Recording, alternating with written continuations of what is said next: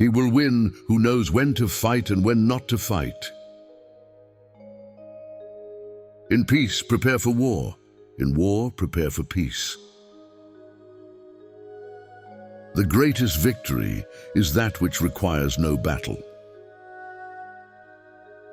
Attack is the secret of defense. Defense is the planning of an attack. Let your plans be dark and impenetrable as night, and when you move, fall like a thunderbolt.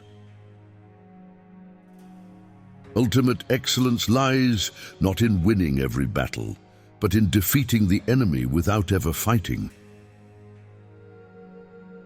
If you know the enemy and know yourself, you need not fear the results of 100 battles.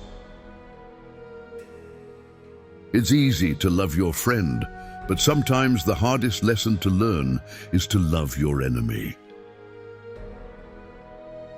Appear weak when you are strong, and strong when you are weak. Victorious warriors win first and then go to war, while defeated warriors go to war first and then seek to win. To win 100 victories in 100 battles is not the acme of skill. To subdue the enemy without fighting is the acme of skill. The greatest general is not the one who wins the battles, but the one who achieves his objectives without bloodshed. In strategy, it is important to see distant things as if they were close and to take a distanced view of close things. One may know how to conquer without being able to do it.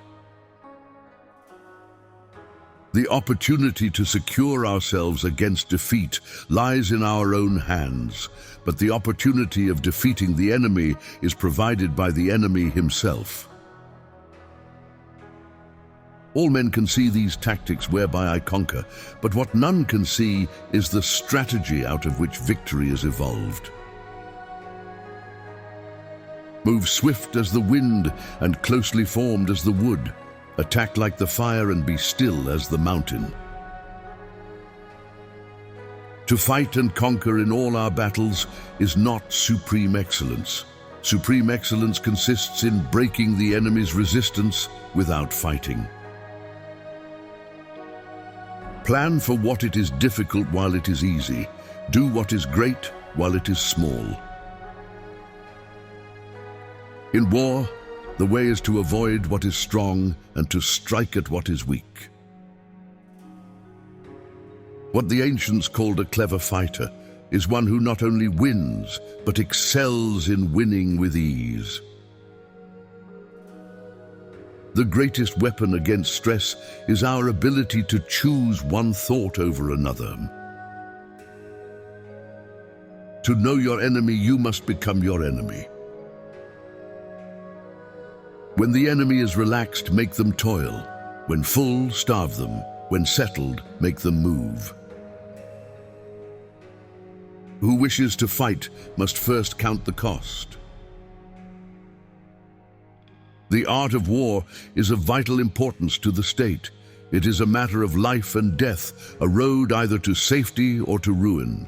Hence, it is a subject of inquiry which can on no account be neglected. One mark of a great soldier is that he fight on his own terms or fights not at all. Rouse him and learn the principle of his activity or inactivity. Force him to reveal himself so as to find out his vulnerable spots. Attack him where he is unprepared. Appear where you are not expected. Know yourself and you will win all battles. Bravery without forethought causes a man to fight blindly and desperately like a mad bull.